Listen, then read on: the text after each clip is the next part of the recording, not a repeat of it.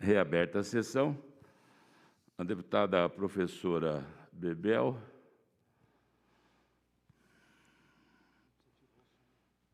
Deputada. Aí. Está sem som, Bebel. Aí. Desativei. Então, nós vamos fazer o roteiro de votação, deputado, e em nome da bancada estou retirando, né, aí a emenda de plenário. Obrigada, professora Bebel. Nesse momento estão abertas as inscrições para discussão através do chat.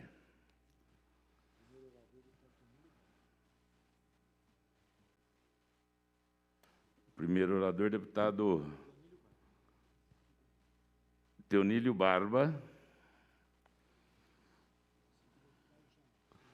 Depois, deputado Carlos Janazzi e depois Vinícius Camarinha. Obrigado, presidente. Está me ouvindo, presidente? Me ouve? Você me ouve, presidente? Bem. Opa, obrigado, presidente. Caramba Pignatari. Quero cumprimentar todas as deputadas, todos os deputados.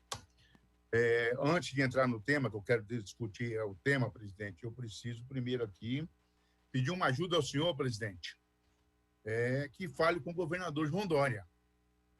O governador João Dória, através da superintendência, mandou fechar o IML, Instituto Médico Legal de Diadema.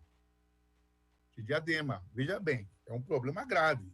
Diadema faz lá, em média, 4, 5 exame de corpo de delito por dia, uma necrópsia por dia, às vezes 2, né? E num momento de pandemia. E não sabemos de onde veio, o governador nega que ele tenha mandado fazer isso, né? Mas ontem foi fechado o Instituto Médico Legal de Diadema, né? Inserindo a atividade de Diadema para São Bernardo do Campo, né? Dizendo que isso é para otimizar recursos, é o momento de economizar. Veja bem, num momento gravíssimo que nós estamos vivendo, de uma pandemia, com mais, chegando à média de quase 4.000 mortes por dia, daqui a pouco ultrapassando 4.000 mortes por dia, hoje ultrapassando 330 mil mortos já no estado no Brasil inteiro, e o estado de São Paulo é o estado que tem o maior número, né, de mortos entre todos os estados do Brasil. Então, o Brasil é o epicentro da crise sanitária, e o estado de São Paulo é o epicentro da crise sanitária no Brasil. Então, presidente, gostaria que você ajudasse, com a sensibilidade que o senhor tem, ter atendido vários deputados, né, que intercedesse junto ao governador Rondônia, que num momento como esse, e a líder do PSDB, a deputada Annalise Fernandes, que é da área da saúde, né, também ajudasse a interceder junto ao governador João Dória, que é um absurdo, nesse momento, que nós estamos tendo uma crise sanitária que incomoda o mundo, e que o Brasil está incomodando o mundo, com a boa parte do mundo está muito à frente do Brasil, e alguns estados no Brasil estão à frente, é o estado de São Paulo, o governador fecha o IML. Então, eu queria deixar esse pedido, presidente, e ver se é possível o senhor ajudar a interceder com a sensibilidade que o senhor tem. É um pedido de deputados da bancada do PT, né? Estou fazendo aqui em nome da bancada, outros deputados do PT vão falar aqui isso. Eu tenho o deputado Márcio da Farmácia, que também é de Diadema, né? Não sei se ele está em tela ou não, entendeu? Mas que também está lidando com o mesmo problema lá. Essa é a primeira coisa. Segunda coisa, presidente, voltando aqui para o tema do projeto apresentado pelo deputado Paulo Fiorino. Antes de entrar direto no projeto, presidente, eu quero fazer aqui algumas considerações. Primeira, o primeiro debate que houve na Câmara Federal foi o debate da MP, agora não lembro o nome da MP, que tratava desse tema.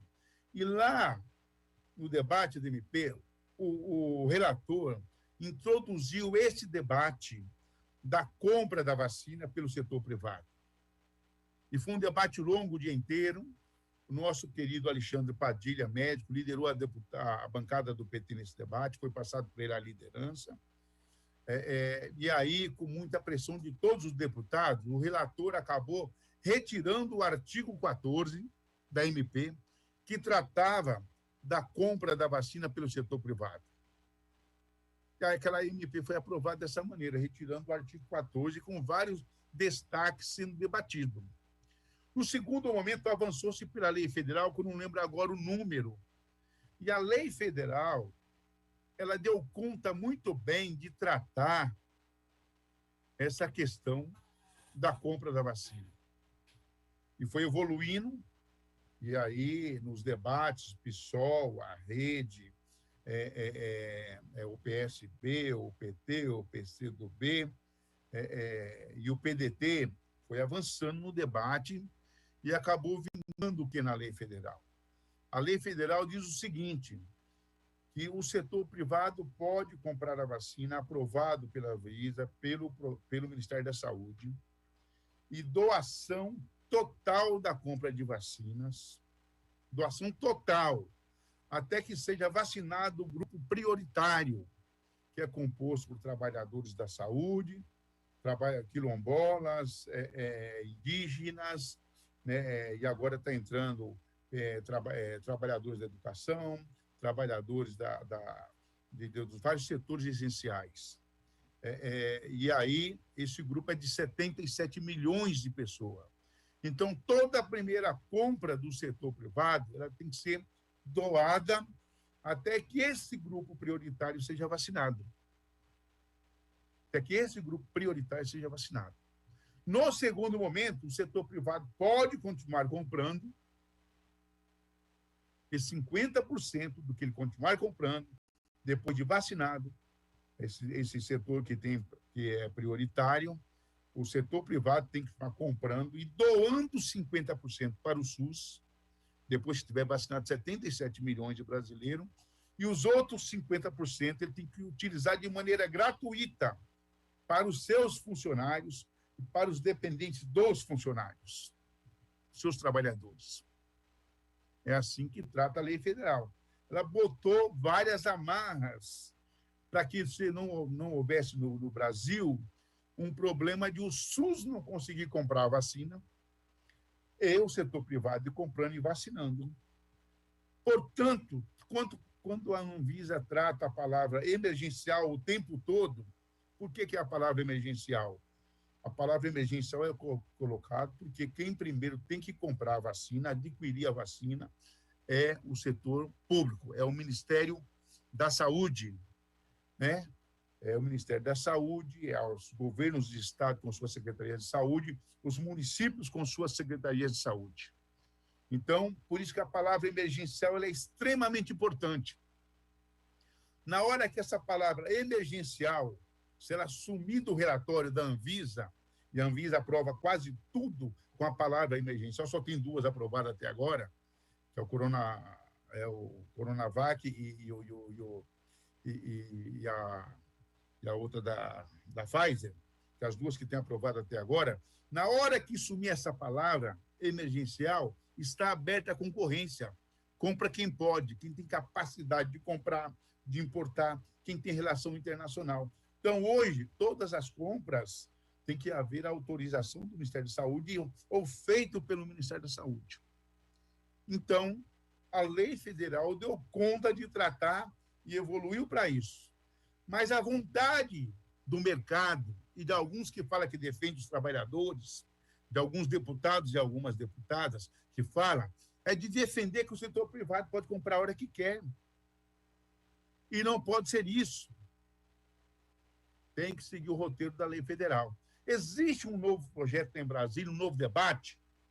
Inclusive, eu vi a defesa da deputada Celina Leão, defendendo, uma deputada, se não me engano, do Partido Progressista, defendendo que pode comprar de qualquer jeito. A semana passada, na Globo News, ela fazia um debate, não, o setor privado tem que comprar à vontade, isso não impede do setor público de comprar.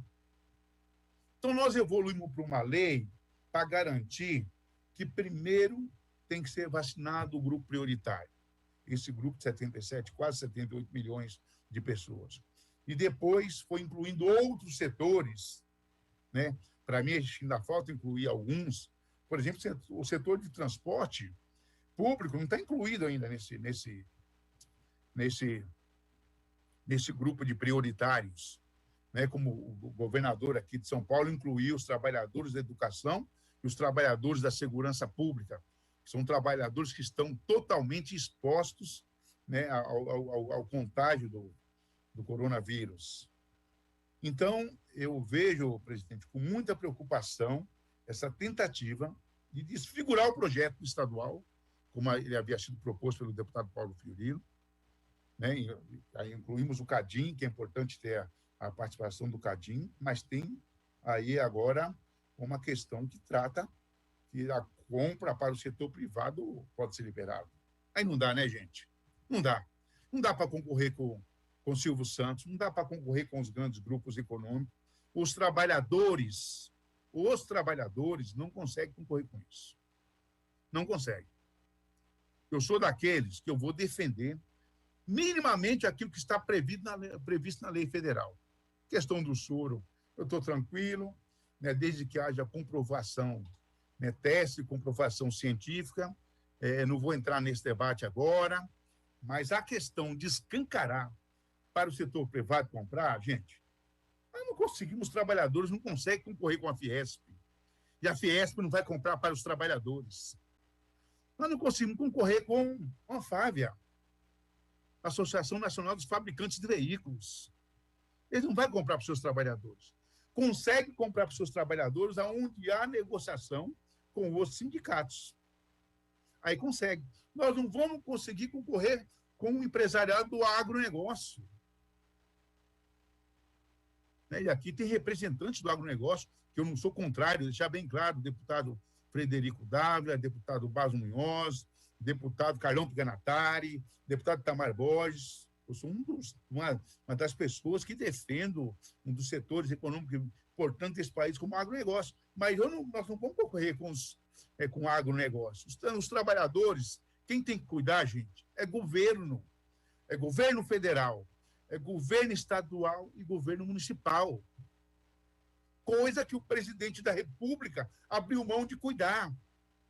Coisa que o presidente da República, esse genocida, abriu mão de defender, de fazer uma campanha nacional. Então, nós precisamos,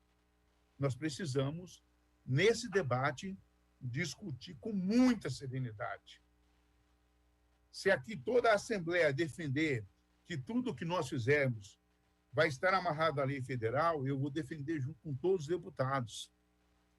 Mas eu não posso defender uma coisa, e veja bem, o Frederico Dávila, deputado Frederico Dávila, o meu sindicato, ao qual eu pertenço, o Sindicato dos Trabalhadores, nós apresentamos, fizemos um debate junto com especialistas de saúde, que foram ministros da saúde no governo do governo do presidente Lula, no governo Dilma, Alexandre Padilha, Arthur Quioro, nós fizemos um debate e nós apresentamos uma proposta para o Sinfávia que faça a compra, né, mas seguindo todas as regras da lei federal. Tudo que comprar primeiro tem que ser doado, até vacinar esse grupo prioritário, de 77 milhões de brasileiros. Depois, a segunda fase, 50% continua doando para o SUS, né, e metade para vacinar os operários, trabalhadores das montadoras, do setor automotivo, da indústria de autopeças e outros setores que a gente topar discutir, entendeu? Então, veja bem, é diferente, nós estamos nos pautando numa coisa que é a lei federal. Então, presidente, qualquer coisa fora disso, eu vejo com muita preocupação. Eu vejo gente falando que quer defender os trabalhadores, quer fazer aquilo, mas quem é que tem realmente o poder de compra no Brasil hoje? Os primeiros que têm poder de compra não é nem os governos, hein? É o setor financeiro, depois o setor empresarial, depois os governos, com todas as suas deficiências municipais, estaduais, né, e a deficiência nacional pela inoperância do governo federal.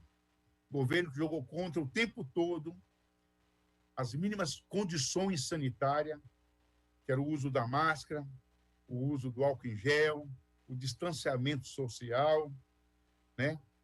E está provado hoje que quem fez isso pelo mundo afora, quem, aliás, utilizou até do lockdown, está à frente de nós aqui no Brasil.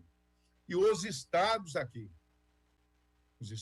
hoje que estão praticando um distanciamento social mais rigoroso, mais duro, está à frente do estado de São Paulo. E olha que o estado de São Paulo é o estado mais pujante da economia brasileira. É o estado que tem o maior número, né, de unidades de saúde pública, de pronto-socorros da família, de UPAs, e mesmo quando você vai para o setor privado, é o maior estado que tem as melhores condições na saúde suplementar, seja através de quem compra seus planos médicos, através de planos ou convênios, ou através de consórcios de empresas, ou seja, através daqueles que pagam particulares. Então, presidente, é um debate extremamente importante que eu acho que nós, presidente, temos que fazer com muita serenidade. Para concluir, deputado. Eu acho que é possível... Para concluir, presidente? Foi isso, presidente? Para concluir? Para concluir, presidente?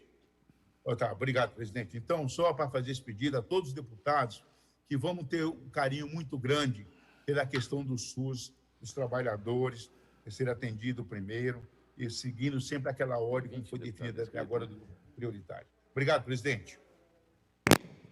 Bom, para falar, deputado Carlos Gianazzi, mais um minuto só, deputado Carlos Gianazzi. Nós temos já 20 deputados inscritos, então, infelizmente, hoje não será votado novamente esse projeto, cada um falando 15 minutos, são 300 minutos. Então, são 5 horas de discussão, não tem problema. Hoje nós vamos ter uma extra e amanhã nós voltaremos com o mesmo tema. Para falar, deputado Carlos Gianazzi. Boa tarde, presidente. Boa tarde, deputados. Boa tarde, deputadas. Boa tarde, telespectador da TV Assembleia.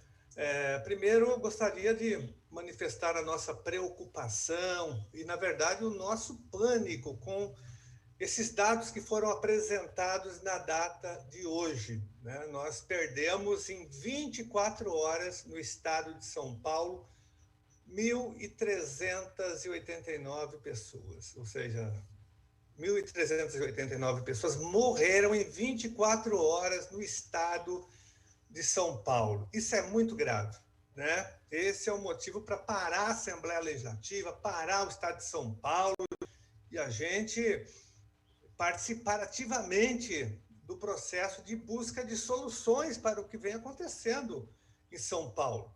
É um verdadeiro genocídio também no nosso estado, uma crise sanitária, um colapso no sistema de saúde, todos estão acompanhando nas suas regiões, nas suas cidades, o colapso da saúde, falta de remédios, falta de leitos, de UTIs, né? Já nós temos notícias de hospitais que estão amarrando os pacientes que estão entubados, porque não tem mais remédio, minha gente. Isso é muito grave e desumano. Então, um colapso no sistema de saúde. Já temos colapso também no sistema funerário. Há dificuldades até para fazer um atestado de óbito hoje no nosso estado.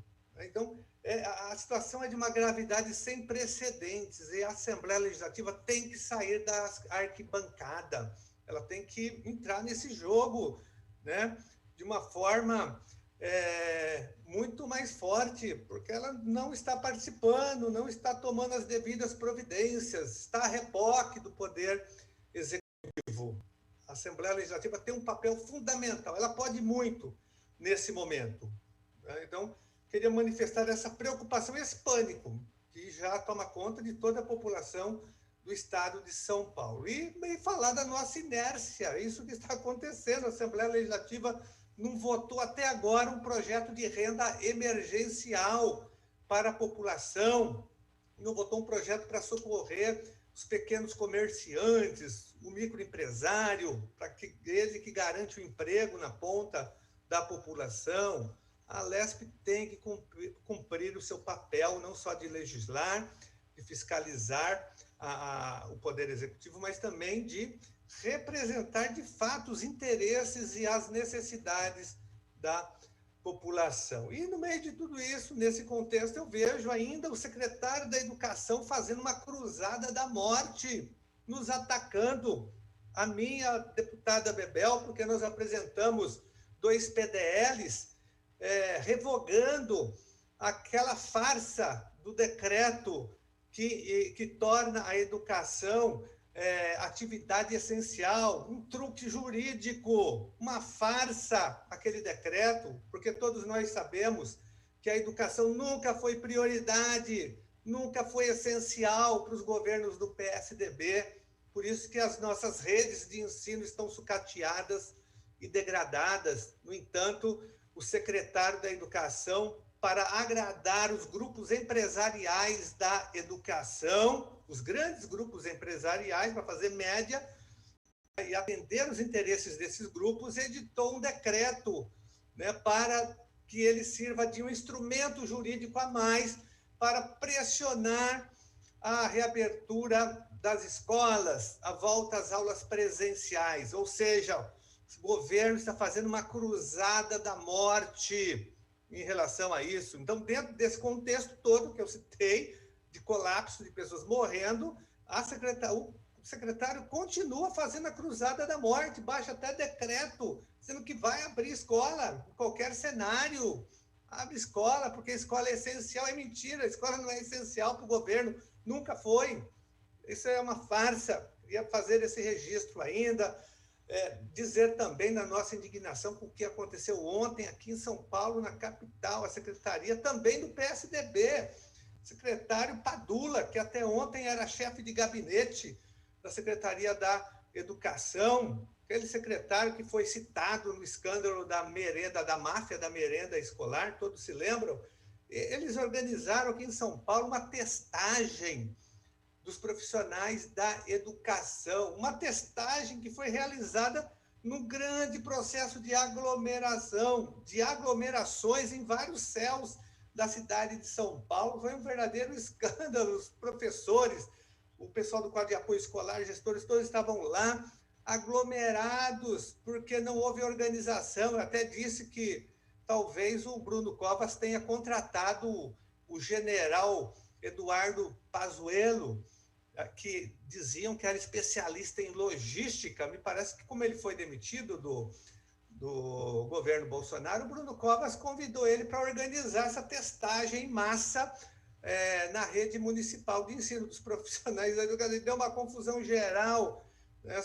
Foi um escândalo, toda a mídia falou sobre isso, imagens e mais imagens correram o Brasil afora, mostrando a incompetência e a irresponsabilidade criminosa da Prefeitura de São Paulo, da gestão Bruno Covas, da Secretaria da Educação, de organizar uma testagem que, na verdade, expôs milhares e milhares de servidores da educação, a contaminação e a morte. Tudo isso aconteceu ontem aqui na capital, uma vergonha, um escândalo. Mas eu acho que o Pazuello que organizou isso daí, só pode ser. Bruno Covas deve ter contratado o Pazuello.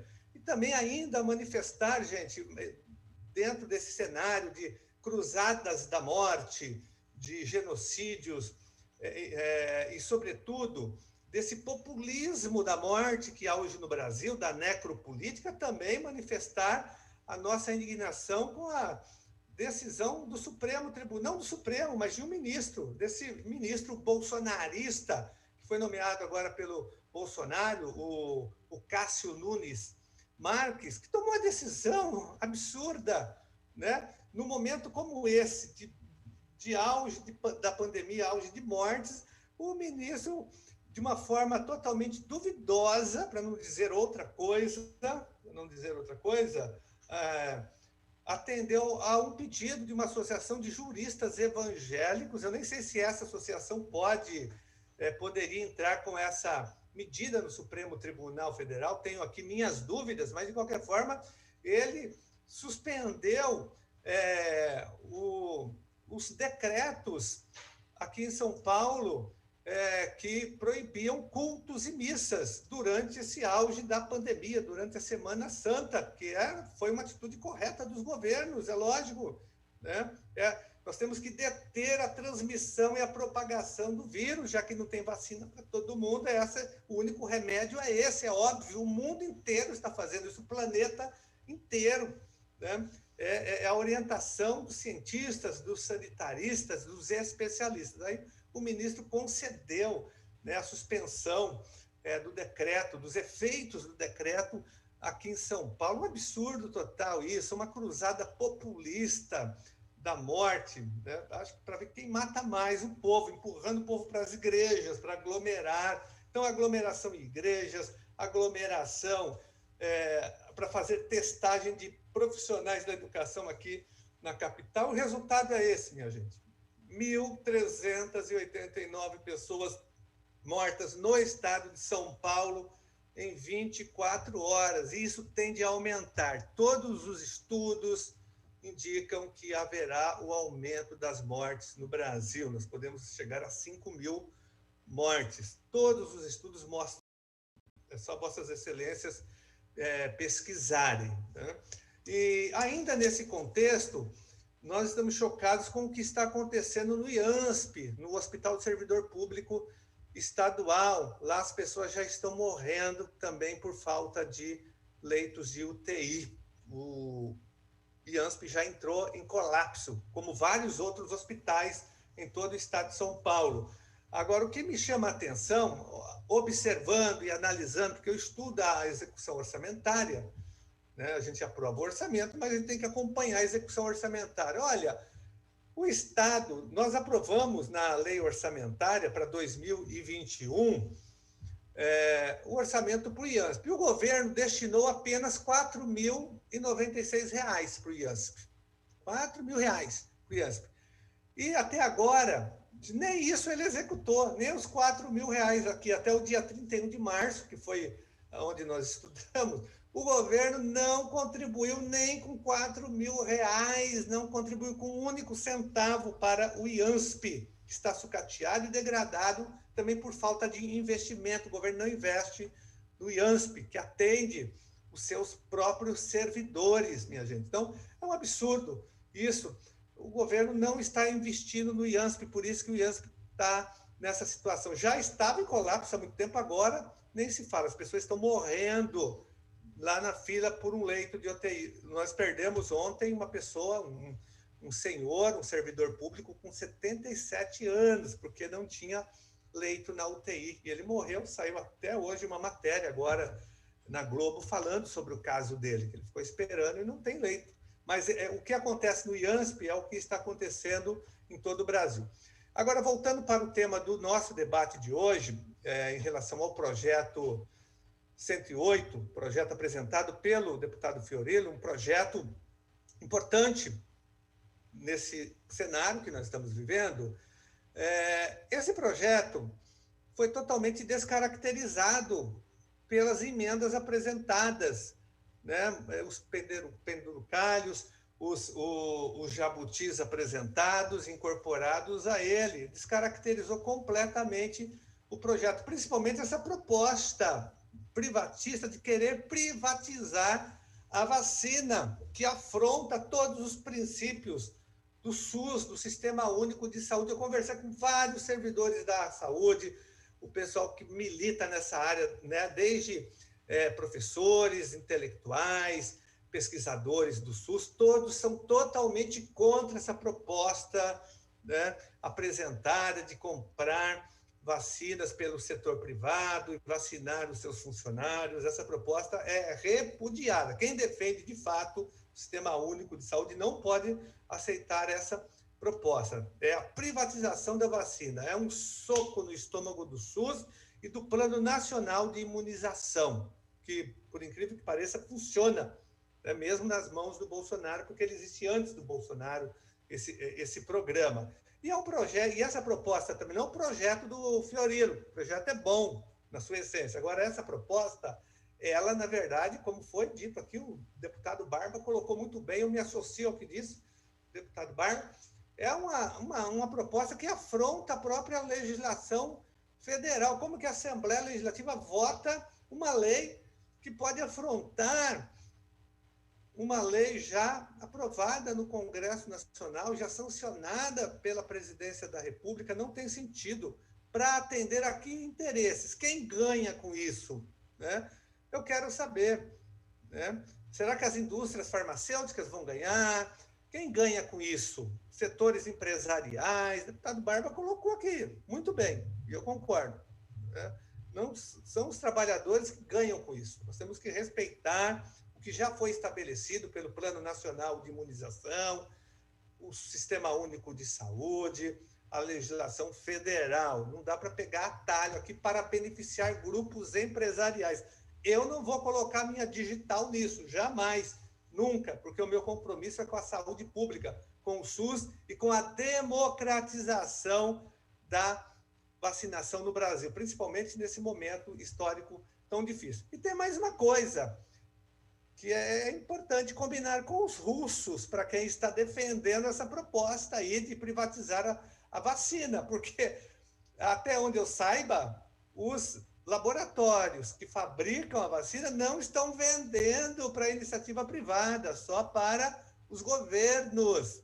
Então, tem que combinar com ele. Talvez a gente aprove uma lei. Eu não vou aprovar, eu não vou colocar minha digital nessa proposta. Sou contra. Hein?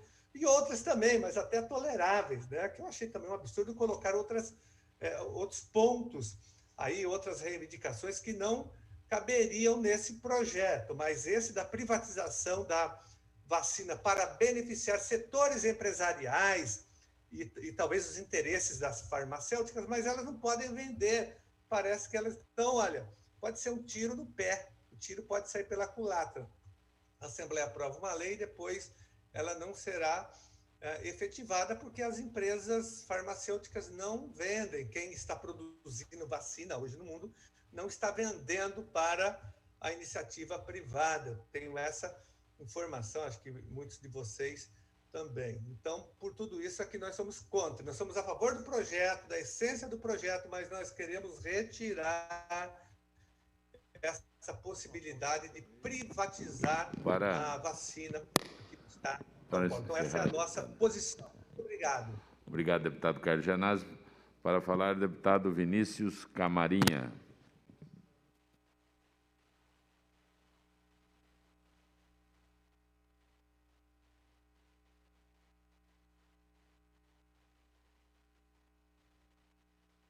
Senhor presidente, só uma questão de ordem. O tempo que nós temos são 10 minutos, presidente? 15 minutos, deputados. Nós já temos 21 deputados inscritos, então nós precisamos de 3 sessões extras para poder encerrar a discussão de um projeto que nós estamos atrapalhando, além da vacina, também os empresários a pleitear que estão negativados no CADIM, que, se eu não estiver enganado, o deputado Dirceu Dalben tinha um projeto nesse sentido, para não exigir o CADIM até 2022. Com a palavra, o deputado Vinícius Camarinha. Presidente, para colaborar com o debate e tornarmos a votação mais ágil, eu vou usar apenas 5 minutos, mas são questões importantes. Primeiro, parabenizar o colega, o deputado Paulo Fiorilo, presidente, que fez a proposta e que foi pensada com outros projetos, inclusive um de minha autoria, dos demais colegas que tratavam também sobre esse tema de vacinação, projetos de vacinação na Assembleia. Cumprimentar a Vossa Excelência, presidente, pelo trabalho. Acho que nós estamos sendo novamente pioneiros no debate entre as assembleias, São Paulo saindo na frente, buscando encontrar alternativas, e Vossa Excelência está no caminho correto em iniciar a sua gestão fazendo o debate necessário, que é o que a população deseja e espera, o que mais espera é essa situação ser resolvida através da vacina, que é, sem dúvida, a melhor estratégia. Presidente, eu estou hoje coordenando a Frente Parlamentar para a Vacina com vários colegas da casa, representando a nossa Assembleia na UNALI, na Comissão Nacional de Vacinação. Nós estamos empenhados nesse assunto, discutindo isso com os outros colegas de outras assembleias, e a Assembleia a Assembleia nossa de São Paulo está no caminho correto, presidente. Né? Pouquíssimas ou quase nenhuma Assembleia está num passo avançado como nós estamos aqui. E quero antes de falar aqui do nosso projeto da casa, eu queria agradecer ao governo do Estado, agradecer ao governador, o vice-governador, a Secretaria de Estado da Saúde, que mesmo com a requisição do governo federal, nos insumos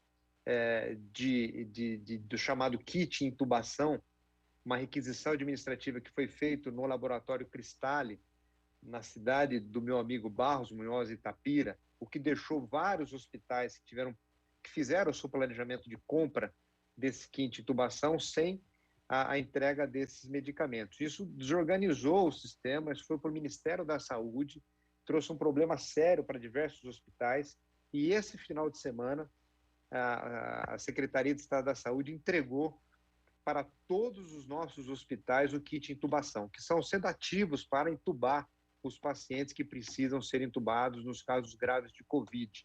Na minha região mesmo, senhor presidente, todos os hospitais foram reabastecidos. Então, quero aqui em público agradecer o esforço do governo de São Paulo, o empenho para assistir as pessoas nos casos mais graves de Covid.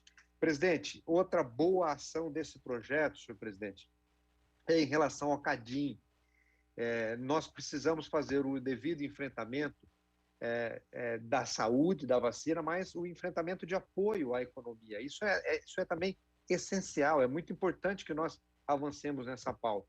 E nós estamos autorizando aqui o governo de São Paulo a uma anistia em relação aos devedores, aquelas pessoas que têm dificuldade em adquirir crédito.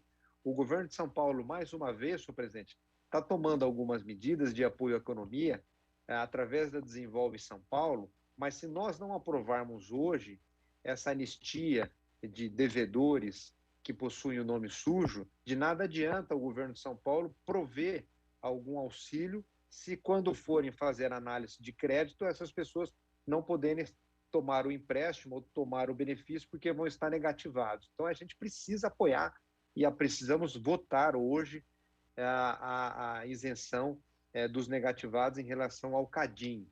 E também estamos hoje autorizando, de forma correta, o Estado, na medida do possível, adquirir novas vacinas. São Paulo tem, em parceria, o Instituto Butantan, que está produzindo a vacina para o Brasil todo. Se não fosse o nosso instituto, nós estaríamos numa situação muito, muito, muito pior, infinitamente pior do que nós vivemos, porque é lenta, a gente sabe que é lenta a vacinação, mas se não fosse ainda o Instituto Butantan, nem isso nós teríamos.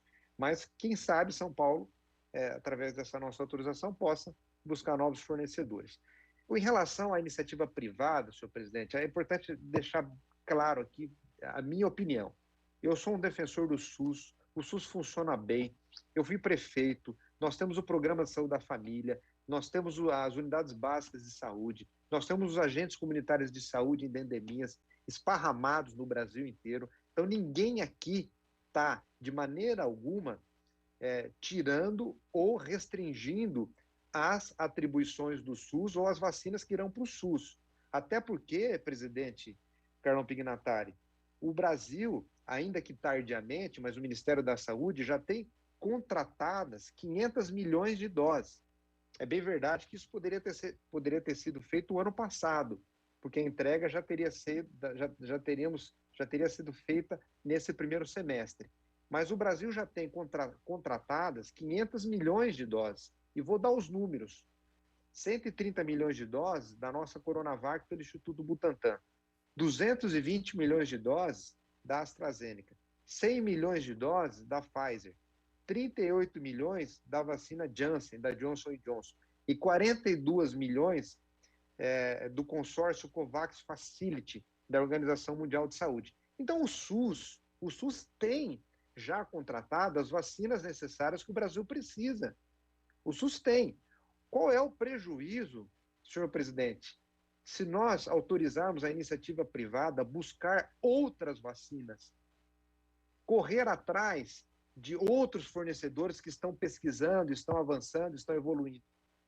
Qual é o prejuízo para o SUS disso? Quanto mais vacina, melhor. E aqui eu quero, senhor presidente, uma reflexão da casa, porque estão dizendo, nós vamos privatizar a vacina. Quem vai tomar a vacina, se nós autorizarmos a iniciativa privada, são os funcionários das empresas. São os funcionários. Os funcionários são ricos, são milionários, são sócios da empresa.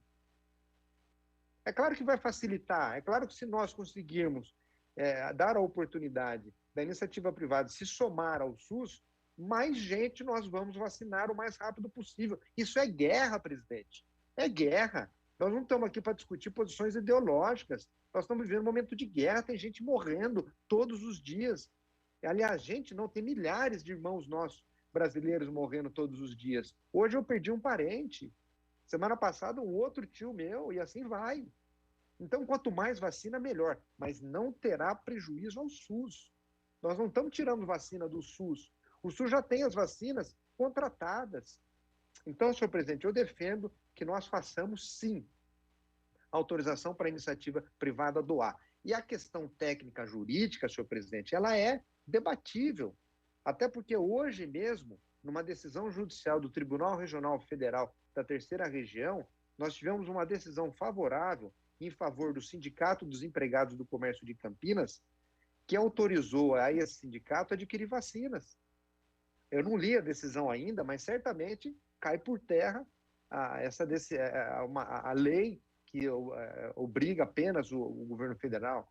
Desculpa, nós estamos numa situação de guerra, a gente tem que provocar o judiciário, a Assembleia de São Paulo tem que fazer esse debate político, é uma casa política, e debatermos a questão técnico-jurídica também nos tribunais, senhor presidente. Então, fica aqui a minha ponderação com respeito a todos os colegas que pensam diferente, mas nós vivemos uma situação de guerra, senhor presidente. E guerra é guerra. Nós temos que fazer de tudo para as pessoas serem vacinadas. E, repito, sem prejuízo ao nosso sistema único de saúde. Aliás, isso é um reforço para o SUS, porque um trabalhador, uma trabalhadora que for vacinada, é um a menos que o SUS precisará vacinar e a fila andará mais rápido. Então, presidente, estou encerrando aqui com uma sobra de 6 minutos para contribuir com o pedido de Vossa Excelência. Muito obrigado e parabéns à Assembleia Legislativa.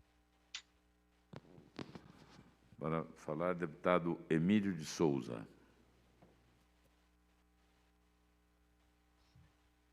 Bom, presidente, senhor presidente, senhores deputados, deputadas, também o público que nos acompanha aqui na TV Alesp, eu acho esse debate bastante oportuno para a gente discutir essa situação da vacinação no estado de São Paulo, no nosso país e a crise da Covid. A primeira coisa que eu queria dizer é o seguinte, o meu amigo Camarinha, que é um respeito muito, mas ele sabe que nós às vezes divergimos. Não tem nada de divergência ideológica, é divergência de ponto de vista mesmo, Camarinha.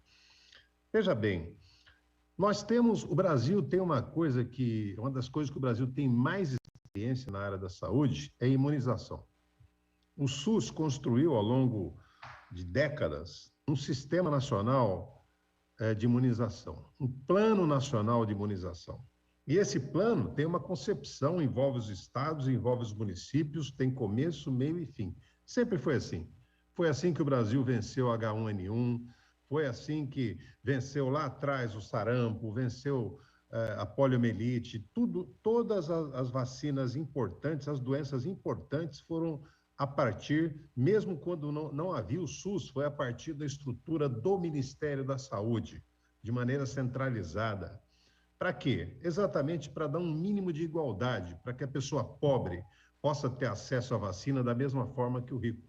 É um plano nacional e isso conta muito para a gente enfrentar uma pandemia como essa. Qual é o problema do projeto que está em discussão nesse momento? Primeiro, que ele é abertamente inconstitucional. E por que é inconstitucional? Porque ele mexe com um tema sobre o qual não cabe o Estado legislar. Ele mexe com um tema que a Câmara Federal acabou de aprovar uma lei sobre vacinação e sobre compra privada, dizendo o quê? Dizendo que se as empresas privadas quiserem, elas podem adquirir vacina, doar 100% para o SUS até vacinar toda a população de grupo de risco, idosos, pessoas com comorbidades, sabe? todo mundo de grupo de risco, que vai dar no Brasil 70, 80 milhões de vacinados. Nós estamos com 20 milhões de vacinados nesse momento. E depois que atingisse, as empresas poderiam continuar comprando e teriam que doar 50% ao SUS. Essa já foi uma concessão. O que o projeto de lei agora está querendo fazer? O projeto de lei agora está querendo fazer mais do que a legislação federal fez. Dizer, olha, não precisa nem doar os 100%, nem 50%, nem nada. Essa proposta aqui, apresentada na forma do substitutivo, mas originalmente apresentada pela deputada Janaína Pascoal, é para dizer o seguinte, olha, ela vai criar o puxadinho da vacina. É a lei da furadinha, sabe? É a lei que vai criar uma espécie de carote da vacina no estado de São Paulo. Por quê? Porque, olha, fala assim, dá impressão, a vestimenta desse projeto dá impressão que é uma coisa muito boa. Ora, vamos comprar, a empresa compra, vacina seus funcionários, isso ajuda o SUS. Cá entre nós, gente, eu chamo de uma reflexão. Nós conhecemos o Brasil. Você sabe o que vai acontecer na prática? Na prática, algumas empresas vão comprar vacinas, multinacionais vão comprar vacina porque têm relações no exterior. Não há controle nenhum de que essas vacinas serão aplicadas nos seus trabalhadores. Ela pode ser desviada, deputado César, para aplicar em qual foi em Minas Gerais, sabe? Igual foi em Minas Gerais, chama um clube de amigos, chama a família do empresário, chama quem interessa e aplica. Não tem. Como é que nós vamos fiscalizar que todas as empresas que adquirirem vacina, essas vacinas foram dirigidas aos seus funcionários? Não será. Por isso que o sistema de vacinação no país, ele tem uma lógica nacional. Por isso que não é para cada estado inventar o seu sistema de vacinação. O que nós estamos fazendo com isso, sinceramente, é oficializar o privilégio. É dizer o seguinte, a empresa X trouxe vacina, quem é que na empresa vai decidir quem é que vai ser vacinado ou não?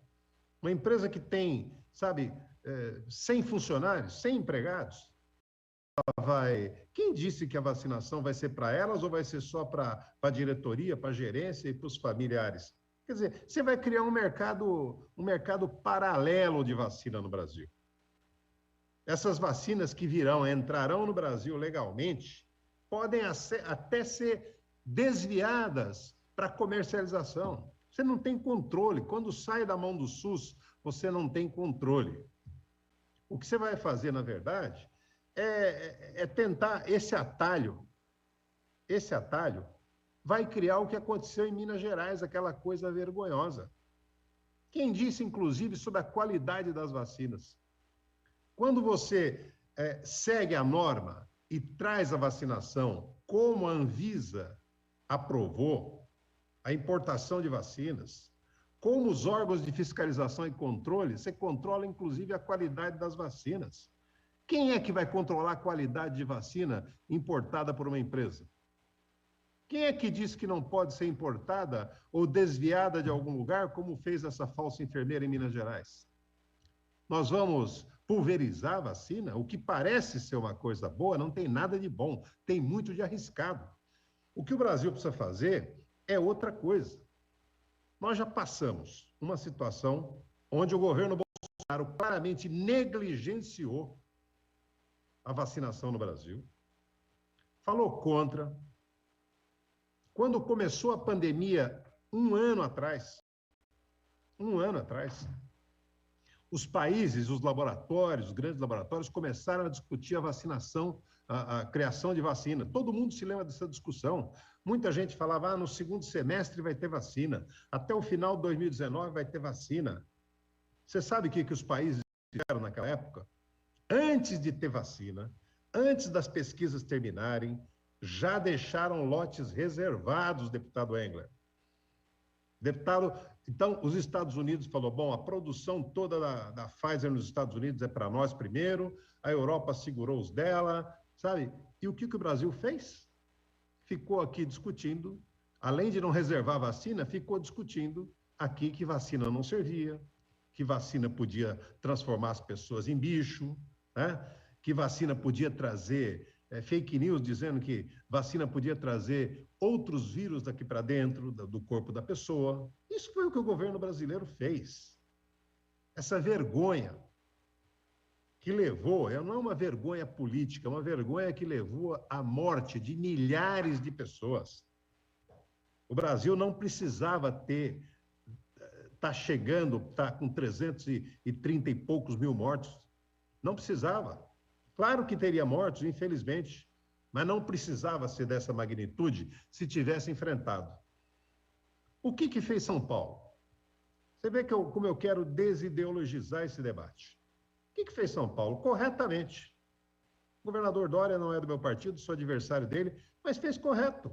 Botou o Butantan, fez o acordo com o laboratório da China, produziu a vacina, isso já em junho ou julho do ano passado. O que o governo federal deveria ter feito, foi feito aqui.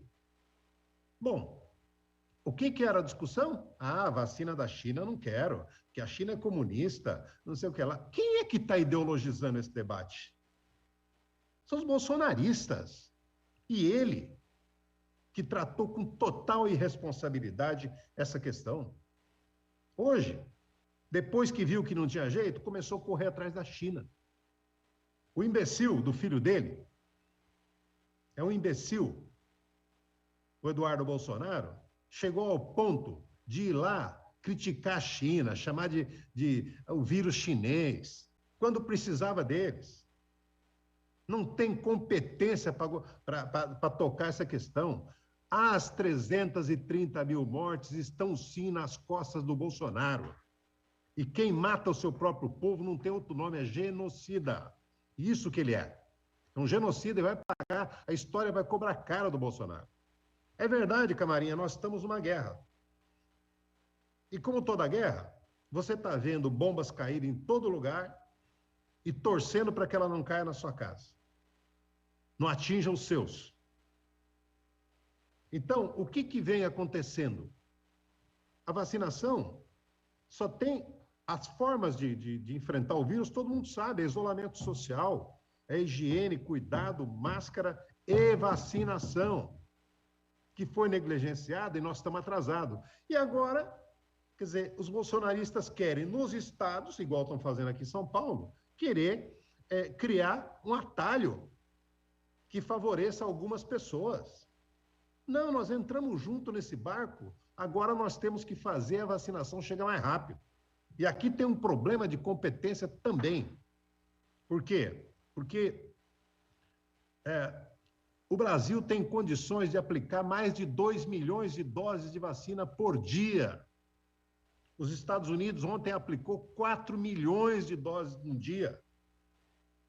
Há 12 anos atrás, na crise do H1N1, o governo do presidente Lula vacinou 1 milhão de pessoas por dia. 12 anos depois, nós ficamos vacinando 200, 300 mil. Quando chega muito, chega a 500.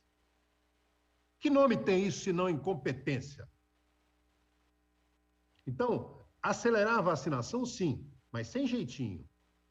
Sabe? Sem jeitinho, sem querer furar fila, sem furadinha, sem nada disso. Honestamente, com categoria, sabe? Fazendo o que tem que ser feito. Essa Assembleia discutiu há pouco tempo sugestões para colocar e incluir categorias profissionais na vacinação. Incluiu professores, incluiu policiais, guardas municipais. Está correto. Por quê? Porque são categorias que estão expostas mais do que outras. São categorias de serviços essenciais. Eu incluiria nisso, por exemplo, motoristas de ônibus, de trem, de maquinistas do metrô. Eu incluiria nisso os trabalhadores do comércio de serviço essencial. Por exemplo, trabalhadores de supermercado, de açougue, de farmácia, que tem que permanecer aberto. Agora, jeitinho, atalho, não conte comigo para isso. Eu não quero, acho que a gente consertar um negligenciamento que houve, fazendo jeitinho, não é a melhor coisa. Agora é acertar, é vacinar corretamente como tem que ser feito. Veja que São Paulo fez outro exemplo. São Paulo, quando descobriu a vacina, quando produziu a vacina, ficou claro, os lotes não foram distribuídos por São Paulo. Os lotes foram disponibilizado para o Ministério da Saúde para ele fazer. Por quê? Porque o plano é nacional. São Paulo não falou assim, bom, eu fiz a vacina, eu vou vacinar os meus primeiros. Nós somos um país, nós não somos só um Estado. E eu queria dizer, senhor presidente, que o negligenciamento chegou ao ponto de, no início, o presidente falar que não chegaria a 800 mortes, que não atingiria o que tinha atingido o H1N1. Esse genocida não teve capacidade de olhar nos olhos do povo e agir para proteger, unir o país em torno dessa guerra. E por isso que nós estamos pagando tão caro com vidas de todos nós. Aqui não há um deputado, um cidadão, uma deputada que todo dia não perde um amigo. Todo dia é um amigo diferente, é um conhecido, personalidades, pessoas do povo. São Paulo já morreu mais de 500 pessoas desde o início de março por conta da falta de vaga em UTI. Pessoas que morreram sem ter o cuidado que mereciam ter. Então, nós não podemos negligenciar. Essas decisões, elas às vezes juntam bancadas, mas elas não tratam do que é justo para o povo, que é o que eu acho que tem que ser feito. Eu queria dizer também que nós temos que prestigiar a Anvisa. A Anvisa é o órgão de Estado brasileiro que tem a responsabilidade de cuidar dessa questão de vacinação, de aprovação ou não de vacinas. Por isso eu digo uma coisa, presidente. Nós não podemos, quando precisamos de disciplina, nós não podemos ficar jogando para a plateia como alguns fazem. Agora o ministro Cássio acolheu uma ideia ridícula e absurda que eu espero que o Pleno do Supremo derrube amanhã. Não é hora de voltar cultos.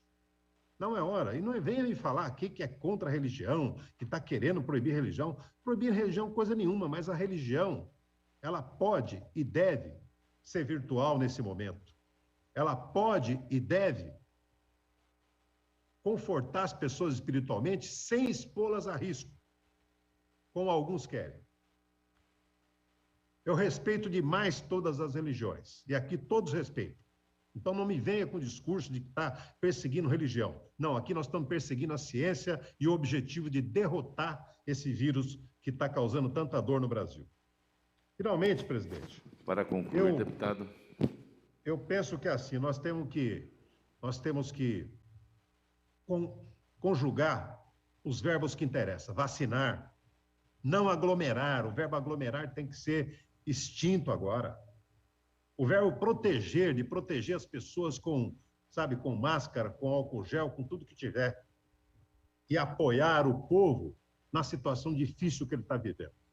Esse projeto, me desculpe, presidente, para mim só tem um artigo que serve, que é o artigo que trata de ajudar aqueles inadimplentes que estão no CADIM para poder fazer. O resto é enfrentamento, é ilegalidade e tentativa de privilégio. Para falar, deputado Paulo Fiorilo. Boa noite, senhor presidente. O senhor me ouve? Perfeitamente, deputado. Boa tarde, deputados e deputadas, aqueles que nos acompanham pela rede Alesp.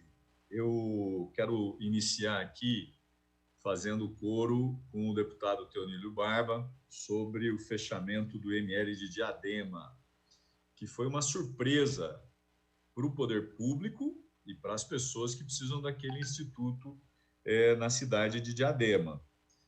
Eles fecharam sem que houvesse o diálogo necessário com o poder público. Fecharam como se fecha uma porta qualquer. E um serviço essencial no momento em que nós estamos vivendo uma das maiores crises sanitárias do Brasil. Nós tivemos, nas últimas 24 horas do estado de São Paulo, 1.389 mortes.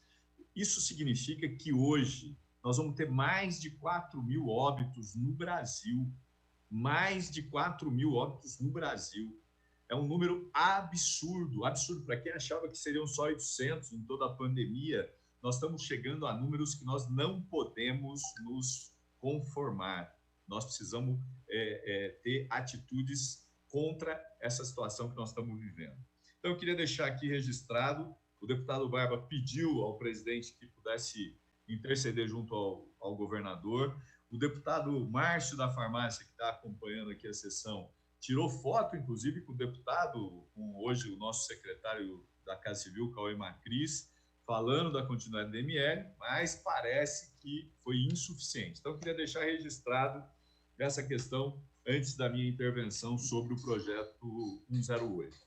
A outra questão que eu queria trazer aqui, senhor presidente, é que nós estamos a um dia do Dia Mundial da Saúde. Essa Assembleia, mais uma vez, pode, hoje ou amanhã, dar um exemplo para o Brasil, para o mundo, da importância de ampliar o leque de vacinas para o estado de São Paulo.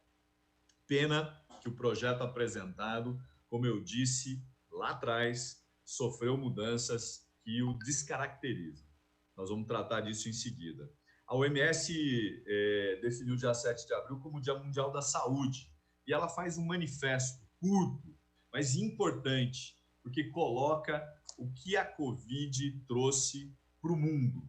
A possibilidade de perceber que algumas pessoas são capazes de viver vidas mais saudáveis e têm melhor acesso aos serviços de saúde do que outras, devido às desigualdades em sua posição, status e voz na sociedade, e as condições que nascem, crescem, vivem, trabalham e idade. Para mim, isso aqui é o eixo fundamental para o debate que nós estamos fazendo aqui hoje. O manifesto da OMS chama atenção para que a gente aqui não esqueça de termos como igualdade e equidade. E o SUS tem trabalhado essas questões ao longo dos últimos anos, desde do seu surgimento. Nós estamos falando de uma crise no estado de São Paulo que ninguém imaginava que a gente pudesse atingir. Por outro lado, a gente também tem que falar que o estado de São Paulo, o estado mais rico da federação, a locomotiva do Brasil, é o estado que tem muitos recursos. Eu vou dar aqui alguns dados que eu considero que são fundamentais. O caixa líquido do estado de São Paulo, fechado no final do ano passado, foi de 14,6 bilhões. Eu vou repetir, senhor presidente. Caixa líquido, 14,6 bilhões. Superávit orçamentário, 7,7 bilhões. Superávit primário, 19,9 bilhões. Um estado que tem muito, mas muito recurso, muito. Qual que é o problema? Nós estamos vivendo um aumento da miserabilidade. As pessoas estão passando fome. O que faz o estado de São Paulo? As cestas básicas deste ano, adquiridas até agora, pelo Fundo Social, chegou a 81 mil cestas. Eu vou repetir, 81 mil cestas. Para um público cadastrado no programa do Bolsa Família, de 1,6 milhão de famílias. 1,6 milhão. Sabe quantas cestas foram compradas? 81 mil. Em 2019, foram 1,5 milhão de cestas. Em 2019. Nós estamos já chegando em abril. O governo anunciou o programa Bolsa Trabalho, valor de 450, para 100 mil pessoas. 100 mil.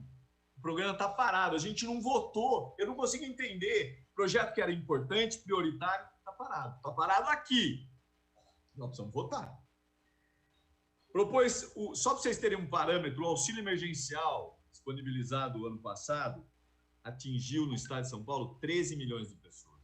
O governador está falando em 100 mil. Tem o Prospera, que é uma transferência de renda para as famílias. A Alesp aprovou no orçamento 116 milhões. O Dória reduziu para 63,5 milhões. Agora, o pior, não gastou um centavo. Um centavo. Nós estamos falando da pior crise do Estado e do país. A gente vai atingir hoje, possivelmente, mais de 4 mil óbitos. Nós já temos mais de 330 mil óbitos no país nessa pandemia.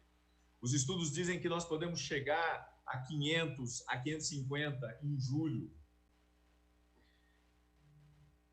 E aí eu queria entrar no debate sobre a questão da vacina. O projeto que eu apresentei era um projeto que tinha 3 artigos. Era a possibilidade da compra do Estado de vacinas autorizadas pela Anvisa e, em caso de demora, que o Estado pudesse adquirir vacinas de outros laboratórios, desde que aprovado pelas agências internacionais, e autorizava o crédito adicional para poder adquirir com recursos do Estado. Eu disse aqui, nós temos total acordo no projeto, podemos votar agora, desde que ele não seja desconfigurado. Teve deputado que falou que não vai desconfigurar, mas está desconfigurado. Eu não estou nem discutindo o CADIM, que é uma forma de pegar carona. Desconfigurado porque foi apresentado um substitutivo que propõe que a iniciativa privada possa comprar e utilizar 100% das vacinas. Primeiro, não vou perder tempo, o deputado Emílio já argumentou juridicamente a inconstitucionalidade, até porque ainda existe uma lei federal que não foi mudada e que prevê que todas as vacinas compradas pela iniciativa privada precisam ser entregues ao plano nacional enquanto não se atingir todo o público definido como prioritário. Depois, sim, pode ser 50%. O Programa Nacional de Imunização, vale a pena a gente destacar aqui, eu tenho muito respeito ao deputado Camarinha, foi prefeito, mas acho que era importante a gente lembrar o que diz. O Programa Nacional é coordenado pelo Ministério da Saúde, de forma compartilhada com as secretarias estaduais e municipais de saúde, é uma das principais e mais relevantes intervenções em saúde pública, que conquistou resultados importantes, como a certificação de área livre de circulação de poliomielite, a eliminação da circulação do vírus da rubéola e pelo importante impacto da redução dos casos e mortes pelas doenças imunopreveníveis a partir de sua criação em 1973. Atribui-se a sua concretização, pelo menos em parte desse sucesso, ao fato do Plano Nacional seguir os princípios doutrinários do SUS, da universalidade e equidade da atenção, bem como ao princípio organizativo de descentralização com direção única em cada esfera de governo, definidos a partir da regulamentação do SUS. São mais de 36 mil salas de vacina nos 5.570 municípios brasileiros. O Brasil podia estar dando um show em vacinação, um show. Não dá um show, dá um vexame, porque o governo federal passou inépcia, desmontou o Ministério da Saúde, não comprou vacina quando deveria comprar, e agora, como disse o deputado Camarinha, a gente tem 500 milhões de doses contratadas, mas não entregues. Hoje nós estamos vacinando menos do que nós poderíamos com a capacidade que nós temos. O que estão fazendo os municípios e os estados? Estão comprando vacina para poder aumentar o número de vacinados. O que propõe a Assembleia? Ao contrário de incentivar que o governo do estado gaste esse recurso comprando outras vacinas, além da que produz aqui, não. A gente vai propor criar o camarote da vacina, com o argumento de que vai vacinar os trabalhadores. Para com isso. Se é para vacinar os trabalhadores, propõe aos empresários comprarem vacinas para que o SUS o faça. Quem é que tem uma estrutura como essa para vacinar os trabalhadores? Não é a iniciativa privada. Aliás, a iniciativa privada deu um show de qualidade lá em Minas Gerais. Não comprou vacina, tomou sorinho, né? Escondido, à noite, num galpão. Esses são os empresários que estão preocupados com seus trabalhadores. E eu queria dizer mais, alguns aqui já falaram, empresa não consegue comprar doses de fabricantes internacionais, precisam comprar lotes, grandes lotes. Quem vai fiscalizar? Porque o que a gente viu em Minas é um vexame. O que a gente viu em Minas é uma coisa para manchar, macular a história da vacinação brasileira. E nós aqui vamos contribuir com isso, com o argumento de que nós vamos ajudar os trabalhadores. Quais trabalhadores? Os motoboys? Esses não, porque eles não têm empregado, eles não têm patrão.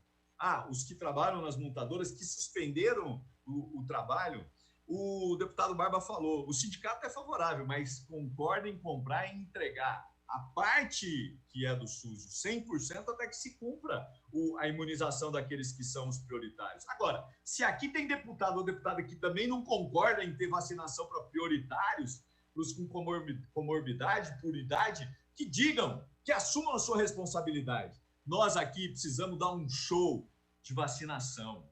Dizer para o governador que ele precisa comprar outras vacinas, que é importante a vacina que o Butantan está produzindo, que vai produzir outra se a Anvisa autorizar, mas compre mais, entre nos consórcios, traga um leque de opções. A Prefeitura de São Paulo está estudando comprar vacinas. Estão discutindo, inclusive, se comprar vacina, quem serão os prioritários a partir dos interesses do município.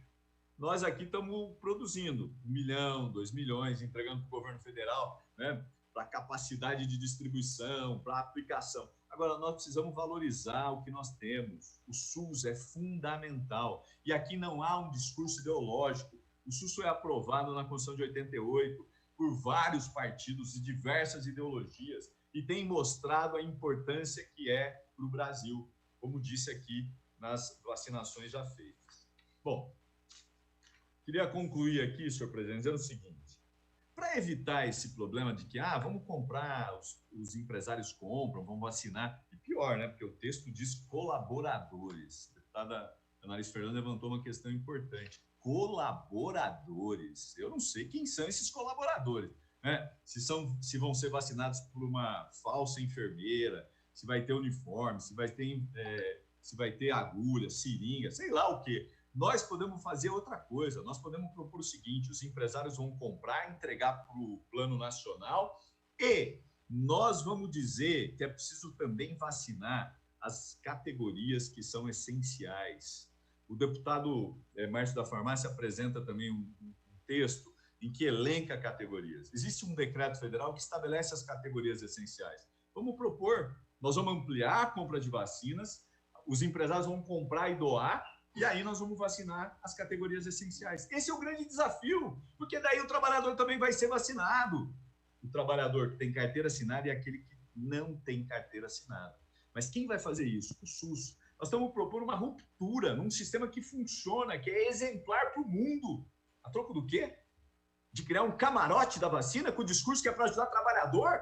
Vamos ajudar que trabalhador? O que tem dinheiro, o que é patrão que tem condições de comprar? É esse? Esse não. Esse nós não concordamos.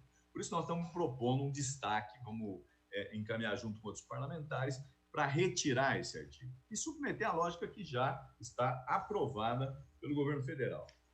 Eu queria fazer aqui um reparo. Eu fui olhar o substitutivo apresentado pela deputada Janaína. E no substitutivo apresentado pela deputada Janaína, ela propunha só 50%. A gente aqui, se deixar, vai piorando. Era 50%, agora é 100%. Nós precisamos estabelecer um critério, que nós vamos comprar sim, mas vamos comprar para o Plano Nacional, vamos comprar para o Estado, porque daí é possível.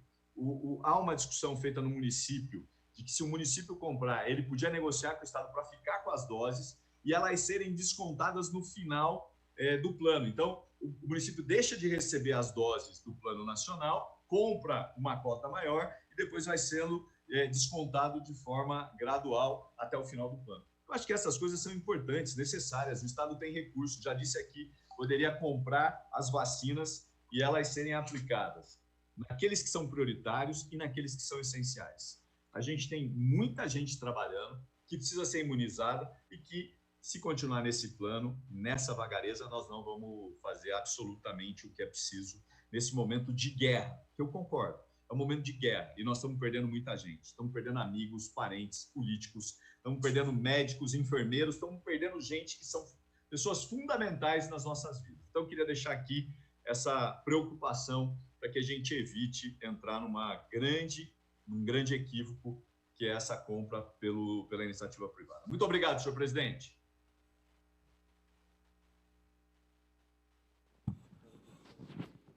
Obrigado, deputado Paulo Freire. Agora, para falar, a deputada professora Bebel. Bem, boa tarde, senhor presidente. Cumprimento todos os presidentes líderes e as deputadas líderes e homens líderes da Assembleia. Cumprimento também todos os deputados e deputadas. Cumprimento todos que nos ouvem e assistem através da TV Alesp. Nós tivemos, na semana passada, né, eu acho que mais de 20 horas de debates, e debate bastante profícuo no que diz respeito à questão de gênero, né, da forma de tratamento das mulheres na Assembleia Legislativa, especificamente o caso Isa, né, que foi, enfim, importunada realmente, visivelmente aqui na Assembleia Legislativa do Estado de São Paulo.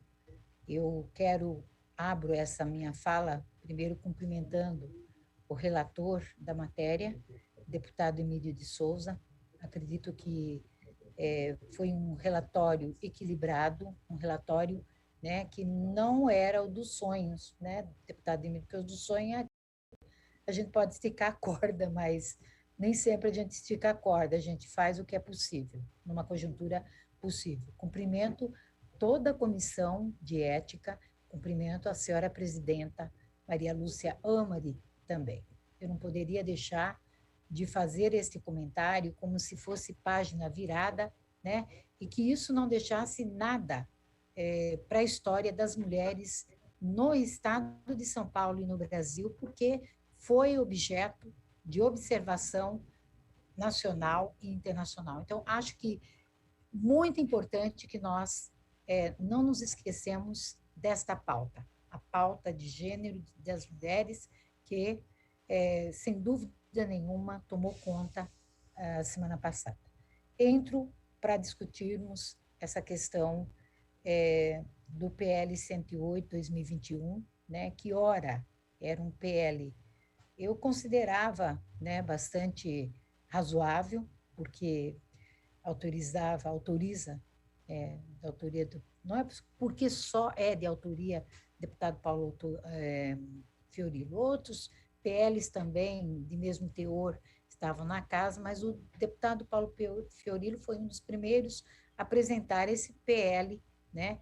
Por isso ele se tornou um PL para ser seguido, né? E o correto seria que nós nos ativéssemos a ele ou ao CADIM. Esse era o correto. Essa era a conversa de início, né? De repente, a coisa tomou E, aliás, inicialmente, quando se tratou, veja bem, de compras de vacinas, o relator da matéria, deputado Gilmar Santos, tratou com muita correção, eu considero, porque dizia ele, né, que a compra de vacina deveria ser comprada nos termos da lei federal. E o que é a lei federal? É aquela explicitada aqui pelo deputado Emílio, pelo deputado Barba, né, que compra, a iniciativa privada compra, mas dá para o SUS fazer a vacinação, né, e a sobra, né, depois de cumprir todas aquelas categorias que são colocadas, né, como ditas especiais, e são, né, aí é que volta para vacinação da iniciativa privada. É desta forma que regula, ainda que não seja do contentamento, mas foi objeto amplo de debate no Congresso Nacional. E foi muito bem mediada, no modelo muito bem feito. Bom, qual foi o meu susto? Primeiro que entre nós, a bancada, a gente tinha problema com isso até, né? Será que precisava pôr na lei isso? Porque se tem uma lei nacional, não precisa pôr, poxa, é cumprir, né? Meu susto na bancada, quando chegou no Congresso de Comissões, foi que a lei foi totalmente alterada, e o que é pior, ela abriu de uma forma que permite que a iniciativa privada adquira, não tem problema com o privado, o problema é quando o privado toma conta do público, tem lado, e o lado é de quem tem dinheiro. Não me venha com essa... Quem defende classe trabalhadora é quem se põe à frente da luta da classe trabalhadora. Deputado Barba, eu que sou sindicalista, tantos outros, deputado Emílio de Souza, que sei que foi, tantos outros, não me venha defender classe trabalhadora. Classe trabalhadora defende aqueles que advieram dela. Depois falar em nome dela. Quem derrubou uma presidenta da República Federativa desse Brasil, do Partido dos Trabalhadores, que incluiu trabalhadores, vim falar que nós, quem somos nós do PT, para falar de trabalhadores, sendo que não defendemos. Defendemos a classe trabalhadora, sim. Sabe por que defendemos? Vou dizer. Porque na medida em que nós defendemos que a vacina adquirida nos termos que está a lei federal, ela vá para o SUS, eu pergunto quem é que está na fila do SUS? Não é a classe trabalhadora, deputado Emílio de Souza? Quem é que está na fila do SUS? É a classe trabalhadora que está lá, são os filhos e filhas da classe trabalhadora está lá. Então, nós estamos defendendo a classe trabalhadora. Quem defende o sistema único e público de saúde defende a classe trabalhadora, porque eles são usuários desse sistema de saúde. Por isso, eu acho falácia esse negócio de querer usar a classe trabalhadora, eu privatizo, mas para ela, né, não vai. E o modelo de Minas, para mim, não me venha falar que, não, ali não, não, exatamente, o caminho foi o mesmo, o problema é que a vacina ali foi de mentira, né? Essa que é a questão, foi uma vacininha de mentira, uma enfermeira que, enfim, era fake, né? Mas eu devo até, como Deus me perdoe, falar uma coisa dessa, mas para quem faz as coisas à margem da lei, né? Acho que uma liçãozinha não é de ruim trato, sabe? Tudo dentro da lei, né? Tudo aquilo que é dentro do que é igual para todos, costuma funcionar. Eu tenho muito respeito pelo deputado Vinícius Camarinha. Mas, deputado Vinícius, essa casa pode mostrar que faz bem também quando defende, né, de forma indubitável aquilo que é bom para toda a população. Eu não consigo entender o contorno que tomou, né, esse artigo 2º, quando foi parar no Congresso de Comissões, eu não consigo entender a razão disso, né? E aí eu começo a ver o seguinte, não pensaram nem em categorizar o que são serviços essenciais, nada disso.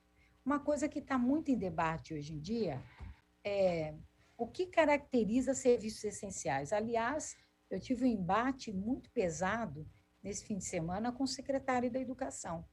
Ele tentou o quê? Dizer que eu negava a vacinação na medida em que eu fui buscar a caracterização por lei e por PDL de serviços essenciais. Porque eu questiono o seguinte, quem é mais essencial? Quer dizer, o professor é um serviço essencial? Ele é um serviço essencial. Só que ele é um serviço essencial, precisa se colocar na zona de risco, como é o trabalhador da saúde? Acredito que não. Nessa pandemia, nós ficamos 2020 com casos quase zero de contaminação de professores, não teve. Foi abrir as escolas, e hoje nós temos mais de 2.300 infectados, com 1.090 escolas com focos de infecções, e cerca de 60 profissionais da educação e 2 crianças que morreram vítimas do Covid, né? Então, precisava colocar, né, na zona de risco esses profissionais que são essenciais? Eu acredito que não, né? Então, esse é o debate de fundo este é o debate de fundos que tanto eu quanto o deputado Carlos Gianazzi estamos fazendo. O que é serviço, que são serviços essenciais, né? Aquele que não pode faltar para a população. Ok, educação mas por que ela se tornou essencial? A pergunta que eu faço é qual? Por que ela é tão essencial agora na pandemia, mas nunca foi tratada como serviço essencial? E posso somar aqui, né, um monte de exemplos, por exemplo é ótimo, a dizer, né, que seja o piso salarial profissional nacional. Nós não somos uma categoria essencial, por que ganhamos abaixo do piso salarial profissional nacional? Por que o IANSP não é para todos os professores? E mesmo a vitória da vacinação, que eu considero, eu não acho, quem venha dizer, eu defendo até, o problema é ela não se estender para quem tem menos de 47 anos, porque, para mim, corre risco quem tem de 47 anos para mais e 47 anos para menos. Se for para voltar para a sala de aulas, corre risco, né? Então, mas, por que serviço essencial? Por que a essencialidade da educação está sendo pensada agora e não quando, olha, a gente vai para as escolas, por exemplo, e depara com escolas que são cadeões? Ué, eu posso dizer que sim, porque de antemão já vê que pode ter rombo, pode ter roubo, pode ter ataque de alunos, pode não sei o quê, aquela coisa. É dessa forma que nós vamos discutir, né, os serviços essenciais, ou nós vamos tratar a educação, né, com a responsabilidade, né, e o propósito que tem que ser? Eu acredito que é desta forma.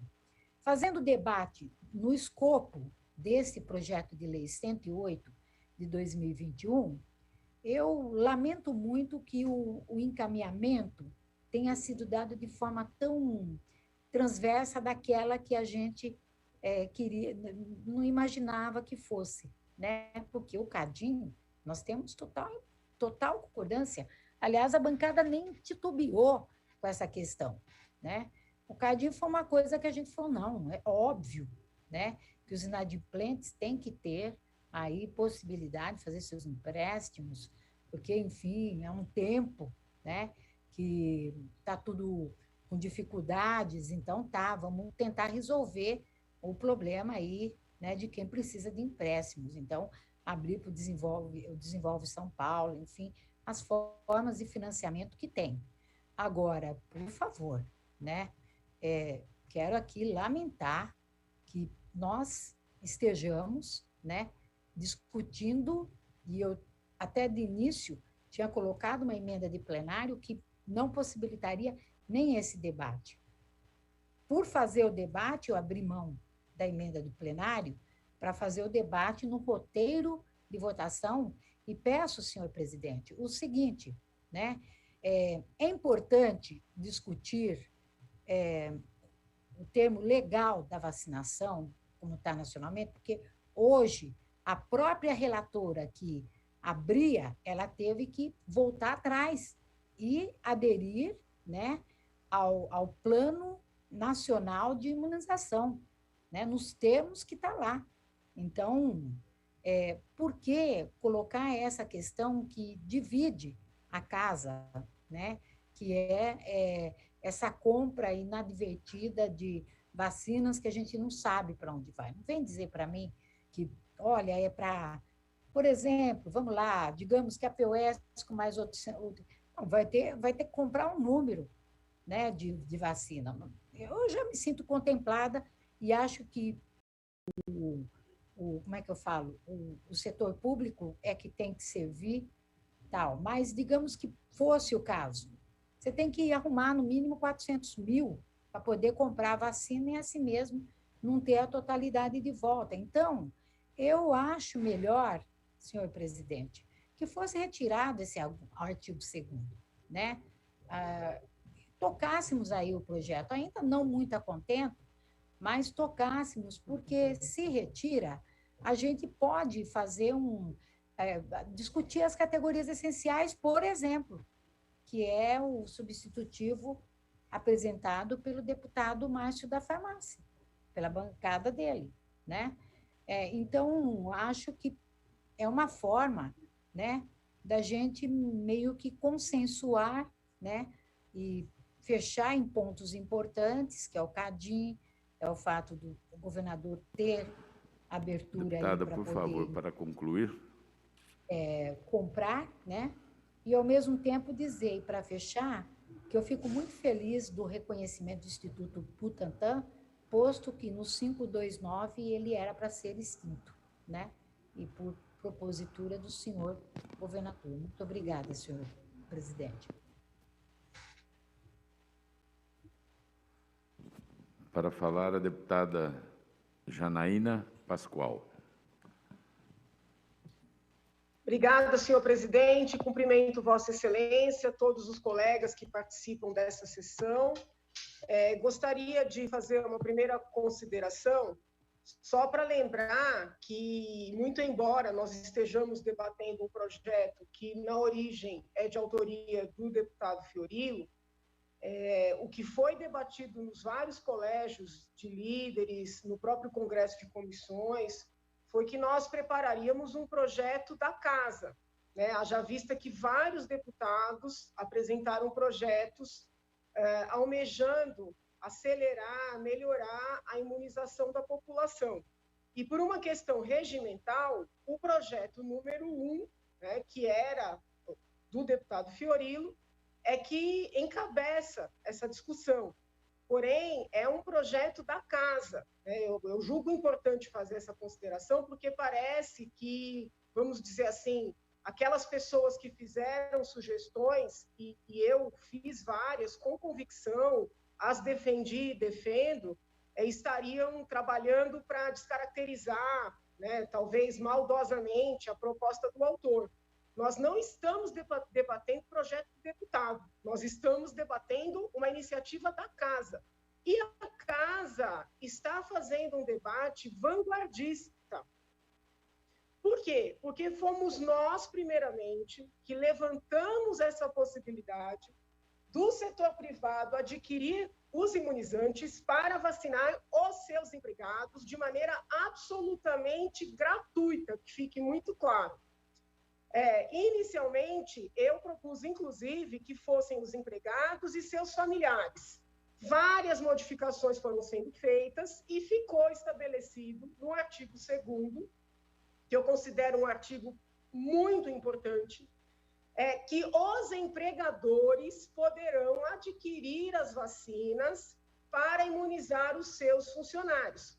Depois que nós, aqui na LESP, iniciamos essa discussão, e, obviamente, isso se tornou público, seja pelas falas em plenário, seja pelas manifestações em redes sociais. Somente depois, a Câmara dos Deputados, na pessoa de seu presidente, passou a levantar esta tese também. Ou seja, é a LESP, né, fazendo vanguarda para o país. E eu entendo que este é, sim, também o papel do Legislativo Estadual. Ouvi de alguns colegas que não é papel da Assembleia, vamos dizer assim, complementar ou inovar na legislação federal. Desculpem, tanto a Constituição Federal como a estadual são límpidas no que concerne a competência concorrente dessa casa, né? São explícitas. E ou nós exercemos essa nossa competência, ou não vale a população gastar mais de 1 bilhão com o orçamento do Legislativo Estadual. Então, nós estamos aqui exercendo um poder-dever da maior relevância. Alguns colegas disseram, a Assembleia tem que sair, vamos dizer assim,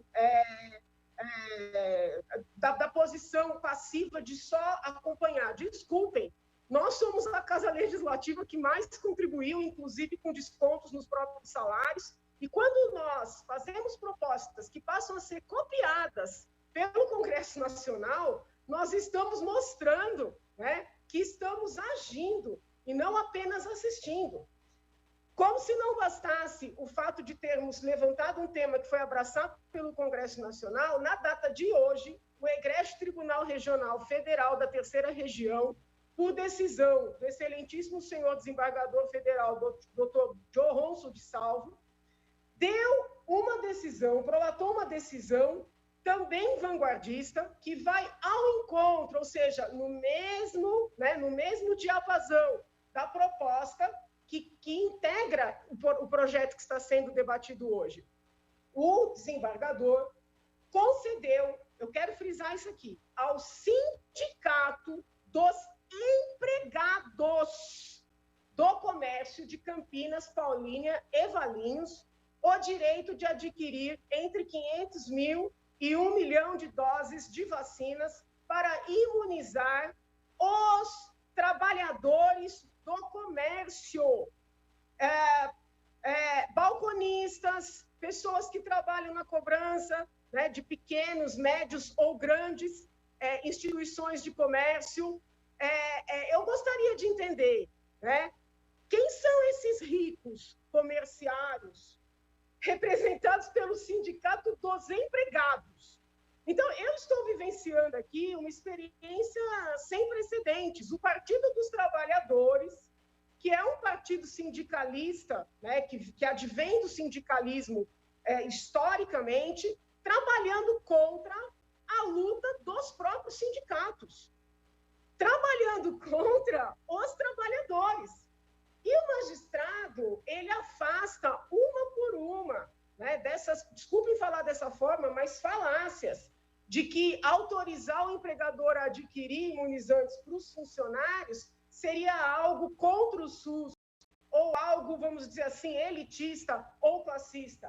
Né? O desembargador, ele é explícito ao consignar que empregadores e empregados do comércio exercitam, respectivamente, atividade empresarial e profissão que dispensam decretos, portarias, ordens de serviço, quejantes, para serem considerados essenciais. Sem o comércio, a prévia produção agroindustrial nada vale e a comunidade perece. Não é absurdo, portanto, que a entidade que congrega comerciários, para quem não sabe, comerciário não é empresário, é empregado, pense na parcela de bem comum que a eles diz respeito, buscando alcançar alguma medida que os proteja nesse instante de trevas que assola a nação. E o desembargador segue, né, mostrando que quando essas entidades e os empregadores adquirem esses imunizantes, sobretudo aqueles que não foram contratados pelo poder público, estão, na verdade, ajudando o SUS, desonerando o SUS. Que da maneira que alguns colegas que me precederam se manifestaram, a impressão que dá é que no Brasil, né, só existe o SUS. Né, que não existem os convênios, que não existem a saúde privada, que a mera existência dessas outras formas de prestação de saúde, que nem é disso que nós estamos falando aqui, que isso já descaracterizaria o SUS. Eu pergunto, quando começou a pandemia, os testes de detecção do Covid eram todos aplicados pelo sistema público. Aos poucos, passaram a ser também aplicados no sistema privado. No que isso prejudicou o SUS? Nada. Isso não prejudicou o SUS em nada. Né? Só deixou mais recursos para aquelas pessoas que não têm condições. Por mais que nós reconheçamos categorias essenciais, e todos os deputados aqui sabem da luta que nós estamos fazendo por indicações, por ofícios, para que mais e mais grupos sejam reconhecidos como essenciais, esses grupos de trabalhadores que estão ali na faixa dos 20, 30 e poucos anos, pessoas saudáveis, estão no final da fila do plano público de imunização, tanto federal como estadual e municipal, estão no final da fila, muito embora sejam os mais expostos nos transportes públicos, em atividades que não puderam fechar, como os empregados de supermercados. Eu quero entender quem o Partido dos Trabalhadores, o PSOL, não sei quais outras siglas vão se manifestar nessa linha, estão defendendo quando não querem que as grandes redes de supermercados, pessoas sabidamente milionárias, quiçá bilionárias, gastem um pouco desse seu tanto dinheiro para comprar vacina para os próprios funcionários. A deputada Analice Fernandes fez uma pergunta, quando eu fui responder, ela se irritou, mas ela perguntou, eu respondi. A deputada perguntou assim: quem são esses tais colaboradores que vão ser vacinados? Ora, a deputada lembra bem das nossas reuniões na comissão, na CPI das quarteirizações, quando debatemos profundamente as várias formas de prestação de serviço. Houve colegas que questionavam a prestação de serviço por meio de pessoa jurídica. A deputada defendeu como uma forma legítima. Pois bem, se nós escrevermos apenas empregados, somente os seletistas serão contemplados. Somente os seletistas. Quando nós colocamos colaboradores, são as pessoas que prestam serviço para uma determinada empresa ou uma determinada entidade sem vínculo empregatício, por meio de uma pessoa jurídica, por meio de um contrato entre partes, por meio de estágio. Nós estamos, na verdade, acelerando a vacinação de categorias vulneráveis economicamente, categorias que estão trabalhando, precisam trabalhar, muitas que precisam voltar a trabalhar para garantir a própria sobrevivência. Então, nós estamos colaborando de maneira direta para esses grupos que serão imunizados, estamos colaborando para a coletividade, porque aí sobrarão mais vacinas do sistema público, né, para aqueles que não têm essa condição, e mais, estamos colaborando para o enfrentamento da própria pandemia, porque atingiremos de maneira mais ágil a imunidade de rebanho. Eu acho graça. Os colegas da esquerda são os que mais defendem a importância da vacinação, são os que mais acusam os governos de não terem tomado todas as providências para terem vacinas suficientes neste momento. Pois bem, quando nós encontramos um caminho para acelerar esta mesma vacinação, aí eles são contra. Ou as vacinas são importantes e vacinar rapidamente é algo relevante, e vacinar os economicamente vulneráveis é algo necessário e essencial, ou nada disso é verdade. Então, é um discurso construído apenas para atacar um governo. Porque se realmente acredita na importância das vacinas, nós temos que buscar caminhos para viabilizar o acelerar dessa tão almejada vacinação. Eu insisto respeitosamente que nós devemos aproveitar essa oportunidade para criar um projeto útil, porque falemos a verdade. Hoje, o Poder Executivo já está autorizado a adquirir vacinas. Não precisaria desse projeto se fosse só para isso, que é o que estava na origem, porque o Congresso Nacional já autorizou. No que concerne a esta tal autorização, como ocorre com o soro, não existe nada parecido na nação. Então, a Assembleia estará, sim, inovando, colaborando nos termos da Constituição Federal, nos termos das decisões mais recentes dos nossos tribunais, aqui de São Paulo e do Distrito Federal, que já são várias decisões prolatadas no Distrito Federal, todas garantindo a empregadores, a entidades representativas e a sindicatos, né? Sindicatos adquirirem vacinas para gratuitamente, e o nosso projeto fala de maneira absolutamente gratuita, imunizar empregados, imunizar trabalhadores que no plano nacional estão no final da fila, porque não são vulneráveis sob o ponto de vista da saúde, mas são vulneráveis sob o ponto de vista econômico, e é isso que nós estamos reconhecendo aqui, né? Então, eu peço encarecidamente a minha bancada, já venho conversando com a minha bancada, as demais bancadas, que votem favoravelmente ao projeto, como apresentado pelo deputado Gilmar Sy, projeto esse debatido no Congresso de Comissões.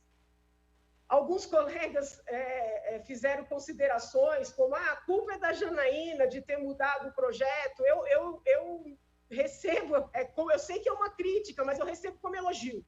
Eu fico muito feliz, muito embora não tenha prevalecido, vamos dizer assim, exatamente o texto que eu propus, mas eu fico muito feliz que nesta tarde nós estejamos, né, de maneira absolutamente vanguardista, debatendo um tema que agora começou a passar pela mente dos congressistas federais e que já está sendo, né, objeto de decisão pelos nossos tribunais. Então, nós temos condições de fazer algo diferente, algo essencial e seguir agindo em prol da população paulista e da população brasileira, porque a Alesp, ela é olhada, né, por todos os outros estados.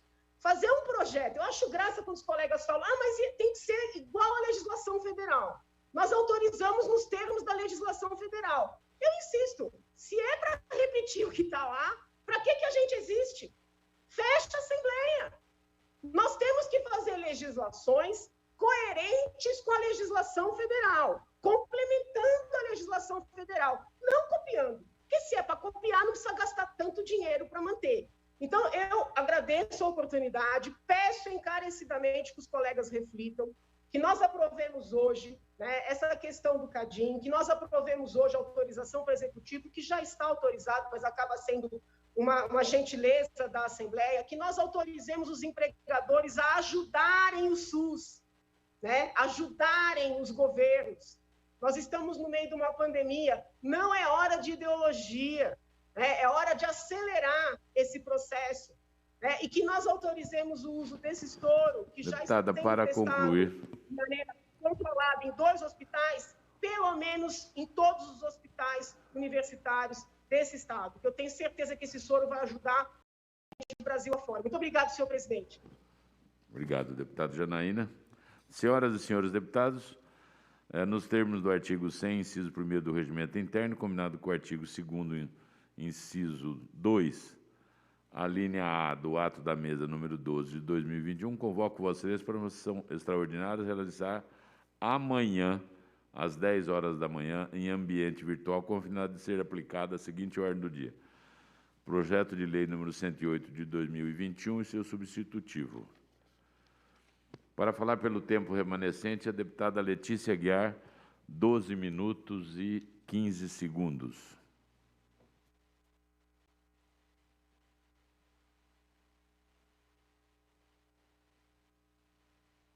Só abrir o som, deputada. Me ouve agora? Bem. Obrigada, senhor presidente. Cumprimento Vossa Excelência, cumprimento todos os colegas aqui presentes, cumprimento a todos que nos acompanham também pela Rede Alesp. Estou ouvindo atentamente a discussão de todos os parlamentares a respeito do tema que estamos discutindo aqui, que é a aquisição de vacina, que é a pandemia, que é um assunto que está muito latente e é importante para todos nós, enquanto parlamentares, discutirmos e trazermos para esta casa propostas execuíveis e que possam estar de fácil acesso à população. Pois bem, o projeto 108/2021, eu quero destacar, fazer alguns destacamentos aqui para vocês. O artigo 1º, parágrafo 2º. Para cumprimento do dispositivo no caput desse artigo, fica o chefe do Poder Executivo autorizado a abrir, mediante decreto, crédito adicional especial. Pois bem, eu quero só destacar e informar, né, que esse projeto sendo aprovado, que eu, particularmente, tenho certeza que outros parlamentares, quero aqui até convocar o PDO, Parlamentares em Defesa do Orçamento, que nós estejamos atentos a esse parágrafo 2º, por conta de não dar a possibilidade do governador João Dória utilizar, né, esse parágrafo 2º aqui para adicionar créditos aí, que a gente busque pela transparência da utilização de qualquer crédito adicional, que a gente esteja bastante atento a isso. Um outro ponto que eu gostaria de destacar é o artigo 3º, fica o Poder Executivo, por meio da Secretaria da Saúde, autorizado a utilizar o soro anti-Covid desenvolvido pelo Instituto Butantan, observada a legislação aplicável. Pois bem, o soro anti-Covid é uma possibilidade de cura, de esperança e da gente evitar o agravamento dos casos. Eu sou uma grande defensora do atendimento e do cuidado precoce já nos primeiros sintomas, e os resultados, né, dos testes feitos do soro anti-Covid são resultados promissores, que realmente pode ser uma grande via de cura do combate ao Covid, ao coronavírus. Eu quero destacar aqui, olha, quem deve receber o soro? O soro é pensado para pacientes adultos que estejam hospitalizados e apresentem sintomas claramente associados à Covid-19 há poucos dias. O objetivo é evitar que o estado de saúde do indivíduo seja agravado pelo vírus, bloqueando a infecção ainda nos primeiros sintomas. Então, com isso, a gente consegue cuidar da pessoa já no início dos sintomas e a gente consegue evitar o agravamento e evitar que essas pessoas sejam entubadas, sejam levadas a leitos de UTI, dando todo esse colapso no sistema de saúde. Então, quero parabenizar todos os colegas e reforçar mais uma vez, quero aqui em especial a deputada Janaína, tanto por esse soro anti-Covid, que a gente consiga, de fato, votar esse projeto e votar a utilização do soro anti-Covid para a gente evitar o agravamento e a gente poder salvar vidas das pessoas. Quero aqui falar do artigo 4º. o acesso aos créditos, né, aos empréstimos aos setores que foram afetados aí durante a pandemia. Nós estamos falando de comerciantes, de bares, de restaurantes, de lanchonetes, de academias, salões de beleza, setor de eventos, que foi tão prejudicado nesse período de março do ano passado até agora, nesse um ano de pandemia que parece que não passa, parece que a gente pulou um ano, e esses setores foram muito afetados, e agora a gente poder evitar, né, um colapso ainda maior ou a falência de tantas empresas, e a gente poder, através desse dispositivo que está no projeto, dar acesso ao crédito, que seja também, e fica aqui o meu apelo à Secretaria de Desenvolvimento Econômico, que esse acesso a esses créditos seja fácil, seja menos burocracia, que as pessoas possam ter acesso a esses créditos com juros baixos, com acesso facilitado, para que possam continuar empreendendo nos seus sonhos, possam continuar gerando emprego e renda. E, por fim, eu quero falar aqui do artigo 2º, né, que é um tema que a gente está debatendo bastante aqui, que está tendo um pouco de discordância, e eu acho que a gente precisa convergir. Se a ideia é imunizar o maior número de pessoas, por que não conceder à iniciativa privada o direito à liberdade de adquirir as vacinas e imunizar os seus próprios empregados, seus próprios trabalhadores, essas pessoas que são pessoas simples, que vão, em algum momento, utilizar o sistema público de saúde para serem vacinados. Então, a partir do momento que a iniciativa privada adquire a vacina para imunizar os seus funcionários, ela está tirando uma carga do SUS. Ela está tirando essa quantidade do SUS. Então, a compra, a meu ver, na minha leitura, já é uma doação ao sistema público de saúde. Nós temos mais pessoas imunizadas.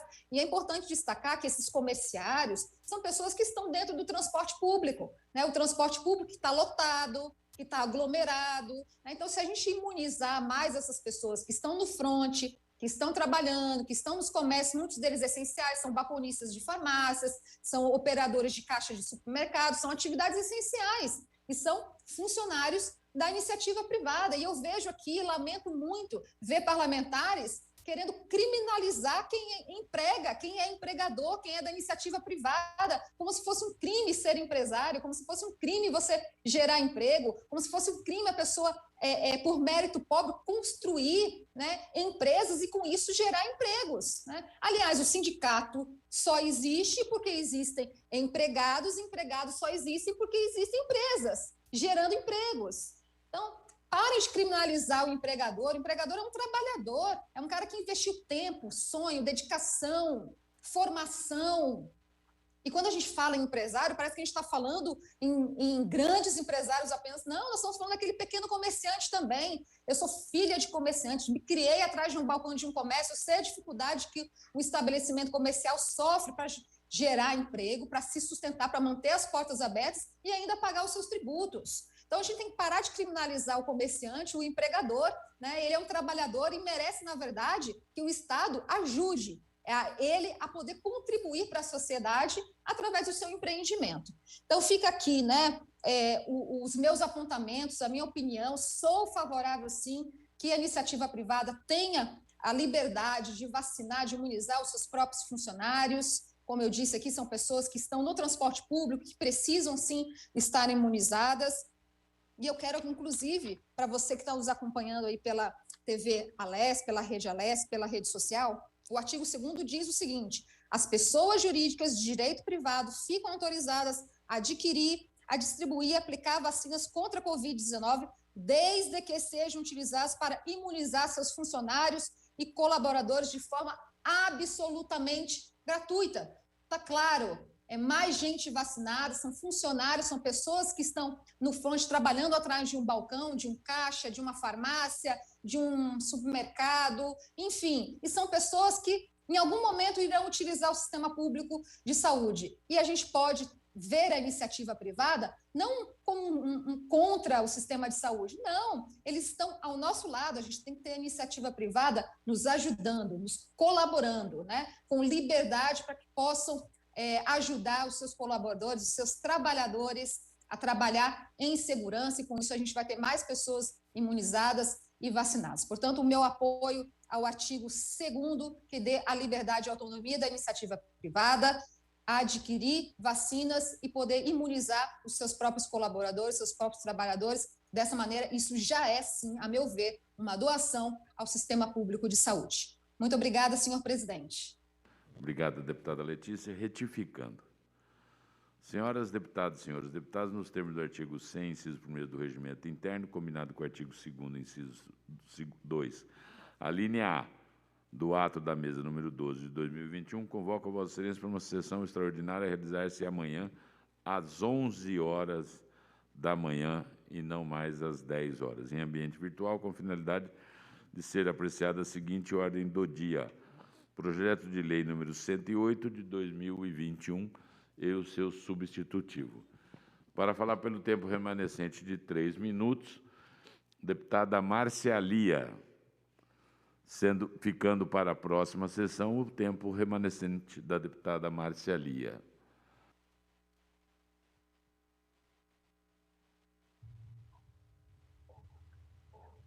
Muito boa tarde, senhor presidente, boa tarde aos colegas que estão nessa sessão.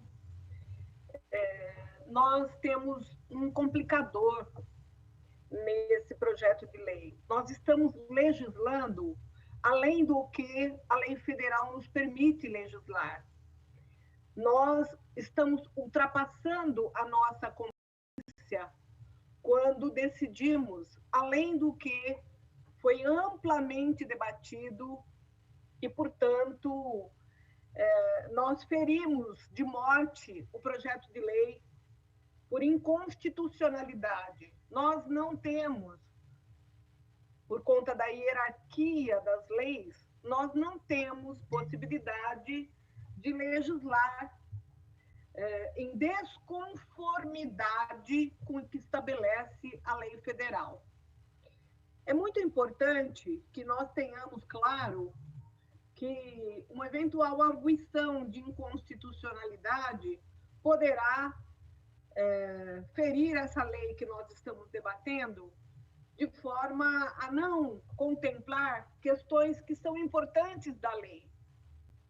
Outra questão que eu acho que nós precisamos também nos atentarmos é que eu estava lendo aqui, há 3 dias atrás, saiu na Veja que o Instituto Butantan ainda vai iniciar os testes do soro anti-Covid em humanos.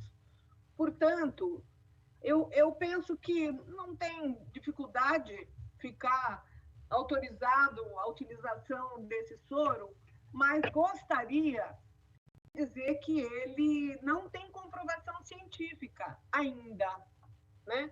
Porque os testes ainda não foram efetivados em seres humanos.